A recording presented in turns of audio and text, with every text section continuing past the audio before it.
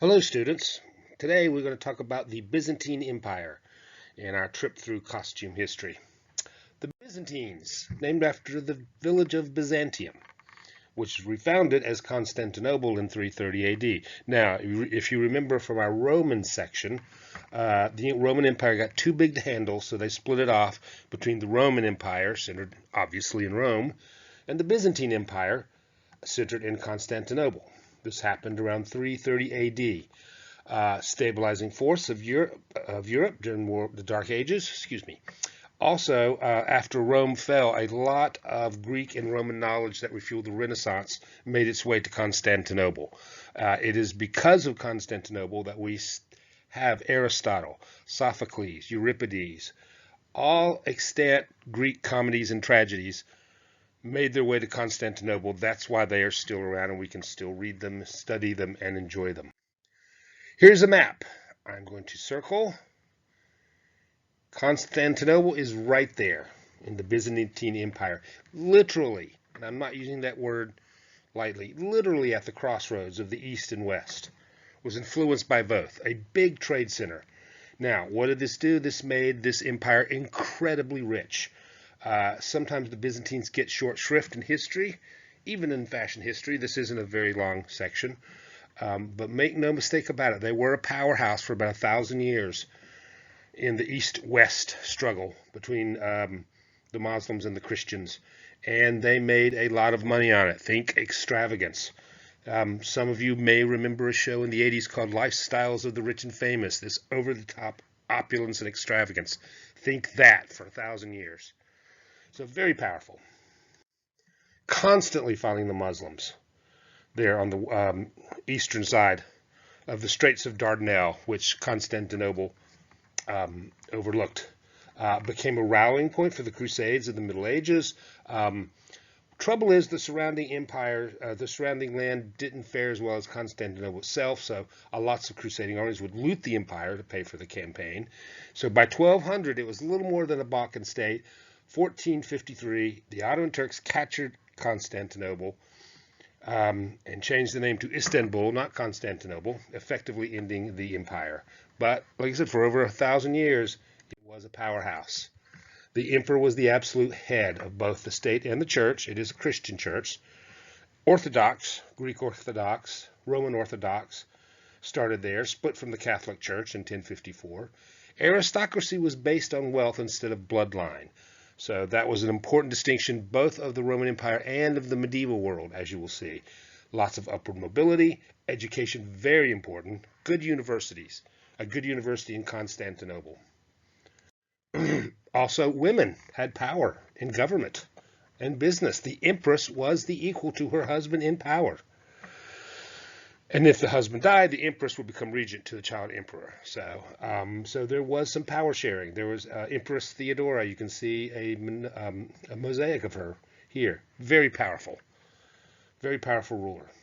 They saw themselves as preservers of the antique Greek and Roman culture, which they were, and they were very good at mosaic art. Very good at it. Probably among the best.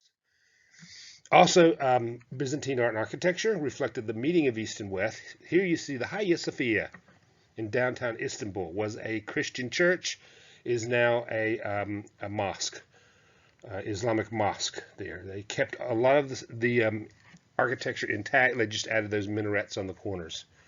So, lots of good. Fabric production, excellent weavers, great skill, world famous for the quality of its fabric. You'll see some pictures here soon of surviving Byzantine fabric, and it is incredibly well done. Very good with silk. They stole the process from China, as I mentioned before. Two Persian monks in the 6th century smuggled out mulberry seeds and silkworm cocoons and hollowed out bamboo. It was still regulated, so only the wealthiest could afford it. They also, Byzantine weavers were apprenticed from a young age, spend your entire career perfecting the art of weaving. So it was a lifelong sort of mission. Two innovations from the East that made weaving faster and better. The first is the horizontal loom. As you can see here, here's a Korean backstrap loom. as it's called. This was adapted by the Byzantines. It allowed the weaver to have more control over the fabric, and gravity was not so much an enemy. Very essential for brocaded fabrics. They also started using shuttles, speeding up the process and giving them the ability to create pattern fabric. Here you see a shuttle, a streamline tool, designed to hold the weft threads and be passed quickly back and forth between the warp threads. To demonstrate this, there's a lovely little 1 minute, 40-second YouTube video here that shows how to use a shuttle, in case you were curious. And yes, people are still weaving that way today. What is a main feature of the Byzantines? The brocade, which they learned from the Persians. Brocade is a raised decorative pattern woven to the fabric using supplemental weft thread. So it has a definite front and a definite back. You can see here, this is silk brocade. Up at the top, this elaborate sort of embossed gold thread woven into the fabric. Here you see the back. So you can see it's only one-sided. At first it had only Persian arabesque designs. Arabesque, of course, is designs that do not represent a human or animal. And then later on, religious scenes are popular, as you will see. So lots of brocade, very good at it. Here's an actual Byzantine garment. You can see the elaborate brocade just in that. So, and we're also starting to see we're getting away from the draped ancient world. That's why this is in a different section. It's not as draped as those ancients, those Romans and those Greeks. So you start to see a little bit more tailoring, which is good because silk is a little more brittle to use. So you're starting to see that. Very good. Also, you're very good at dyeing. Beautiful dyes. Purples, reds, dark violets, yellows. You can see here little pops of color. So very good at this. And also good at embroidering gold thread or attaching precious stones. Okay, so let's talk about some clothing. Byzantine is adapted from Roman forms. However, due to the increasing influence of Christianity, you're starting to see the more covering. Nudity is going out of fashion, so to speak. It's not proper for good Christian men and women to be running around, showing off their various parts. We see more tailored clothes, more sleeves, more covering up to the neck. Here's some men. The basic garment, of course, is still the tunica, falling just below the knees, belted at the waist. Usually made of silk or linen for middle to upper class. As you can see, even got some little decorative items here. Right there. So that's different. Here we see a court official on the left wearing a tunica talaris. Remember that from the Romans, that long sort of ceremonial tunic? Also the dalmatica, which is this, right? This is the tunic with the big sleeves there. And the clavi. Remember the clavi? Those stripes, these are mostly ornamental. They don't represent senators or knights or anything of the sort. They're just decorative. Underneath the tunica, you will see an undertunic made of silk or linen called the camisa. The camisa is basically there to protect the fine fabrics of the tunica from body oils and perspiration. If your tunica is made of silk, you don't want to sweat in it. So what are you going to do? You're going to put on an undershirt. That's what a camisole, yes, camisole will come from this. So the camisa, some people say camisa, but since it's a camisole, I like camisa, and it's my class, so there. Now, by about 1000 AD, you start to see the tailoring coming to the tunica. And here you see on the left the tunica with a camisa coming out underneath. And of course, when you girdle it, remember the colpos? Colpos-like patch. Just so you know. Under the tunica, sometimes you see hose or trousers called brachii, which will become breeches. Brachii is the Persian word. You can see here. On the left is a working man who's got gartering, who's keeping his brachii tight and up with some leather tyings. And over here on the right, you see a nobleman with some fine decorated Persian brachii. There, so not tights, not jeggings, brachii. A couple of things also. If you're a common man, you have a tunica, you'll tuck it up in your belt, like you see here. You will see also, this will turn into a jupe. You can see here. or jupe. Jupe. I like jupe. A jupe is basically a work shirt. So he's wearing, this man here, bing, is wearing the shirt. This will become the jupe, which is basically a short shirt over the camisa. So if you're a cook or a painter, it's kind of like a work apron. Think of it that way. Okay, remember the pallium? You can see they have a narrower Roman version of it. This will evolve into a long scarf, still called the pallium. As you can see on the left here, this is an emperor, richly decorated. Remember, these people have a lot of money. They are Kardashians, so they're going to ostentatiously show it off. And they're very good at it with all those pearls. Those are pearls hanging down, and emeralds and rubies. I mean, come on. Now, this will evolve into the lorem, a wide, bejeweled, richly embroidered silk panel with an opening in the center for the head. Lorems are elaborately decorated as well. You can see inset with precious stones, horizontal, vertical bands, and the most distinctive part. This is very distinctive and characteristic of the Byzantines, is the segmenti, which is basically these little medallions appliqued in geometric patterns. These are rubies, I believe. Okay, also, there's a version of the paludamentum, right, that was worn by generals like Caesar. You can see Byzantine paludamentums were made of silk, and they were distinguished by the tablion, you can see here, which is an inset panel on the edge of the cloak. Right there. Usually they're made of contrasting color, were embroidered. At first, Arabesque Eastern designs, but later, as you can see in this little drawing, you see biblical scenes like that. I don't think that's Jesus, that's a saint saying hi. So, saint selfies on your tablion. Let's talk about the women, shall we? Roman stola palla at the beginning in the 330s, 400 ADs. Stola decorated in horizontal, vertical bands of embroidery. Palla worn over the head as a veil. There, a little tiara too, you can see. Now we get a female version of the dalmatica, right? Remember, the thing about the dalmatica, it's a tunic that has those wide sleeves. That's pretty universal. So if you want to go Roman Byzantine, you can't go wrong with a dalmatica. However, they too have a nightshirt called a camisa. So there's that. Here we see in 1000, as we get away from the draping and more towards the tailoring, more fitted. Tunica, tailored, camisa, with dalmatic sleeves. How about them apples? Noble women had belts. A lot of times you can see belts here and here. It's a beautiful tunica with fitted sleeve camisas underneath and a little bit of a lorem action there.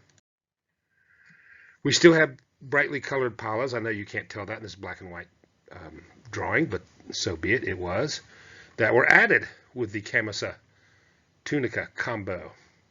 You can see various lots of sleeve variations, lots of fashion variations in the tunica camisa combo. Now, if you're an empress, you get to wear masculine garments, which is the paludamentum with tablium, the lorem, often with an attached collar. We'll talk about that in a moment. Oh, we'll talk about it now, actually. These attached collars became separate and also very characteristic of the empire. They were called maniakis. That's the singular. I think the plural is maniakises. Maniaki. Let's go with maniaki. Stiff fabric embroidered with gold thread, set with precious stones again. So there you are. Quickly, let's talk about some hairstyles, headdresses. For men, page boy cut was popular. By the 9th century, barbarianism wasn't as out of fashion as it used to be, so you would see hair worn longer and fuller beards there. Soft caps, no brims, upturned. We have a Phrygian cap action going on there. Women would grow hair long and wrap it into a bun, cover it with a headdress. A veil created by pulling up the back fold of the palla. A close-fitting cap was popular, surrounded by a circular roller or pad. This was based on the turban. Over time, it became more sophisticated, decorated with bands of alternating fabric, set with jewels, set with pearl. You can see on the bottom right, the little line of pearls. You have some laying around. You can make a nice hat. By 1000 AD, women of nobility said, we have really pretty dark long hair here. Let's use it. Part in the middle, braided with long plates. And you can see at the bottom, each plate was tipped with a metal and jewel cylinder there to weigh it down and make it hang straight. Crowns of royalty are seen a lot in the mosaics, surviving mosaics of the Byzantine Empire. One thing that characterizes the 11th century crowns of 11th century on is perpendulia. You can see here mostly, right? These dangling bits of jewelry that hung from the rim of the crown. Actually, all of them have that perpendulia there. So just the crown dangly bits. Not going to talk too much about this. Calcea crepita, Roman footwear still around. But guess what? Decorated with inlaid stones. Who would have thought that? We start to see a more fitted shoe by the 6th century, inspired by Arab, Persian, and Jewish traders. Remember, they're seeing all these traders from the East, and they're coming in with really nice shoes. So they become more pointed, which is more fashionable, a sign of status and wealth. Okay, jewelry, lots of jewelry. Bracelets, fibula, belt clasp. The belt clasp at the bottom is an actual Byzantine artifact. Fine golds, precious stone, pearls were prized. Wow, who saw that coming? Earrings, they loved earrings. Gold, silver, jeweled setting earrings. Just loved them. One thing that is unusual or unique to the Byzantines, well, not unique, but they're the first ones to use it, is this kind of jewelry called a pectoral reliquary. This was a necklace with a big pendant there in the shape of a cross. And the idea is you had a sacred relic of some time hung by a chain around the neck, say a lock of hair from John the Baptist or something like that. Highly decorated, and they used this process called cloisonne enameling. I think I'm pronouncing that right. If I'm not, I'm sorry. I beg indulgence of the French. It started out in China, but it was adapted by Byzantine craftsmen. It's pretty fascinating. First, you lay out this intricate pattern in gold plate. Then you make this paste of finely powdered colored glass. And you apply it in the recesses between the gold. And you fire the colors at different temperatures, polish, and paint. Fire again, polish, and get this high luster and this intricate workmanship. You see here on the right, this is an actual Byzantine pectoral reliquary. And you can see, even though it's probably over 1,000 years old, it's still beautiful craftsmanship. Probably worth a lot of money. Quickly, let's go some religious costumes. We start to see the beginnings of vestments that are used by both Orthodox and Catholic Church, and by Protestant Church, some Protestant Church like the Methodists. You see here a white dalmatica worn by a priest, a refined linen camisa, and a pallium there, worn as a scarf. By 1000 AD, this becomes the lorem. You can see here a priest or bishop, maybe, a high priest, wearing that with a tunica and camisa. Here you see a monk, which there were several of, simple tunica, vow of poverty, just a blanket tied or a knot around his shoulders, or clasp there, and some brachy, and then a tableon, a divinity inset they would call it. Excuse me. Need a little water there. Military. Okay, so we start to see pretty much the same, well, don't start to see nothing, pretty much the same as following the Roman model. Knee-length camisa, leather armbands, leather greaves, overlapping leather plates attached to a baltius. There, remember, which is that little belt. A mantle similar to the Roman sagum, attached with a brucha fibula. It's a new type of armor called lamellar, which is mostly associated with Japanese samurai, which is basically elongated plates laced together with a strong thread. It's more flexible than plate mail or some of the earlier mail or the molded cuirass, so it moves around more. And like I said, usually metal. Bone was a very popular lamellar plate, also very strong. There. Here we see some historical reenactors in their lamellar armor, and look at the color, the reds. So and the yellows. So he's got some. This guy over here's got some kind of Persian pantaloons going on. So you can see some influence from the east. Okay, examples: Justinian and Theodora. So these were exemplary examples of Byzantine personages, I guess. Justinian creating the first set of written laws for Western Europe. Theodora championed the rights for women under the law and was considered a great beauty. Here in all their finery, you can see crown with perpendulia, jewel-encrusted fibula, white tunica, yellow camisa, pallidimentum with tableon, fitted leather shoes, right, we were talking about, and pointed, and some nice brachy. Perpendular earrings, her maniacus, her white domatica, pallidimentum, and fitted shoes with pearls. Lots of religions. There's not a lot of film, television, or stage productions that are about the Byzantine Empire. So we get a lot of our clues from religious icons. It is a big subject for a lot of fashion designers. You can see here Giovanni Mastriani with a pectoral reliquary. See, so almost identical, pretty historically accurate. Things are freaking huge. You can see there. Here's Jean Paul Gaultier. Did a whole show based on Byzantine iconography. There. Dolce & Gabbana did another one based on Byzantine mosaic work.